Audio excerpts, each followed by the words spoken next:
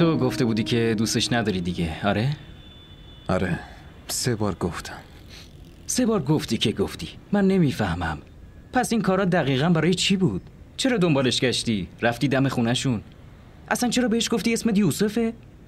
داداش فکر کردم که باید بهش بگم. رفته بود تو مخم که چرا اسمش زلیخاست. چی؟ خب چرا اسم تو یوسفه؟ داداش تاج. ها چای.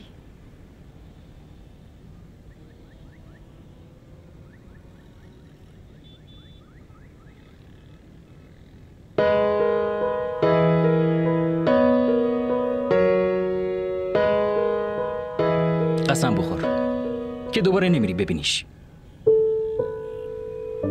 چیه سخته؟ نمیتونی مگه نه؟ تو نمیتونی قسم بخوری چون تو اولین نظر عاشق شدی. وقتی هم فهمیدی که اسمش زلیخاست با خودت گفتی حتما برای تو نازل شده. خب چی گفتی؟ بابا چه کار است ها؟ نمیدونم چی کار میکنه، فقط گفت که ریش داره. این از کجا میدونی؟ گفته بود دیگه. چه فرقی داره آخه؟ فرق داره، خیلی هم فرق داره. خانواده مذهبی داره. حواستو جمع کن. حتی اگه یکم پاتو پس و پیش بذاری خونت پای خودته. ول کن رفیق، من که گفتم دیگه اونجا نمیرم. تازه بهش علاقه‌ای هم ندارم. پس سر حرفت بمون. تازه باید قسمم بخوری چون رفتنت به اونجا و دیدنش اصلاً برات خوب نیست.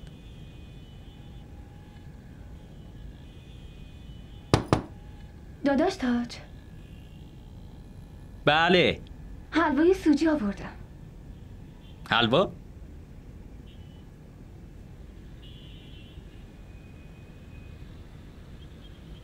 حلوا؟ برای شما درست کرده بودم. گفتم برای دوتاتون بیارم.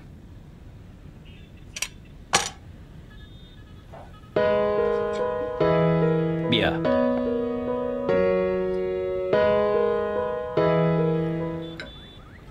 نادیا؟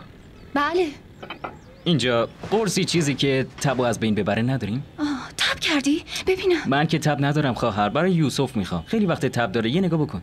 باشه برم تو اتاقو چک کنم.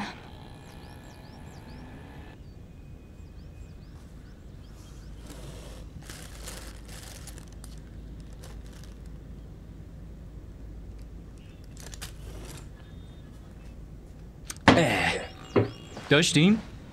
نه. باشه پس من میرم از بیرون بگیرم، تو فعلا بهش جایی بده. باشه. خداحافظ.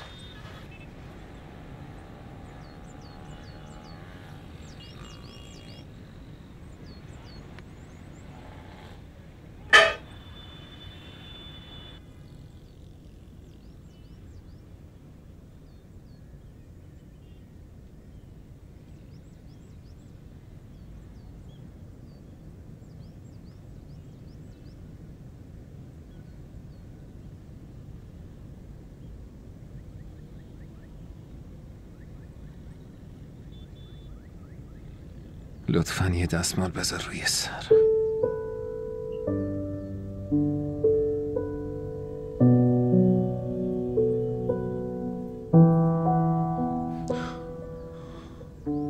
چی شده که اینجوری هوامو داری؟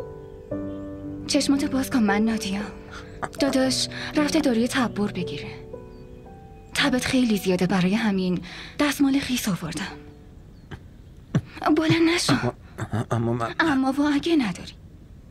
یادته وقتی تو مدرسه 1-2 بار زخمی شدم تو زخممو بستی؟ فکر کن دارم اونا رو جبران میکنم.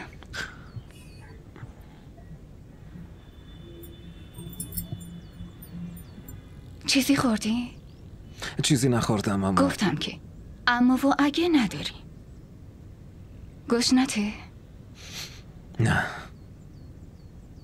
خب از کی تب داری؟ فکر کنم از دیشب. حتما به خاطر بارونه. آره پنجره باز بود.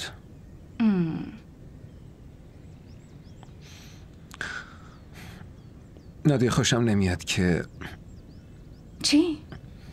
اینکه داداش رفته دارو بگیره و تو این کارا رو میکنی. منظورت چیه؟ یعنی داری این دستمال خیس رو روی سرم میذاری. گفتم که دارم لطف قدیم رو جبران میکنم. آواز جدیدیو که خوندی شنیدم. آوازت موزیک داره. آره؟ آره. قبلا بدون موزیک میخوندی؟ چون حس میکنم آواز بدون موزیک نمیشه. مثل زندگی که بدون عشق نمیشه. عشق تو زندگی حکم موزیکو داره، مگه نه؟ آره. عاشق شدی؟ راستشو بگو. نادیا تو خواهر دوستم. خواهر دوست هم میتونه مثل که دوست باشه.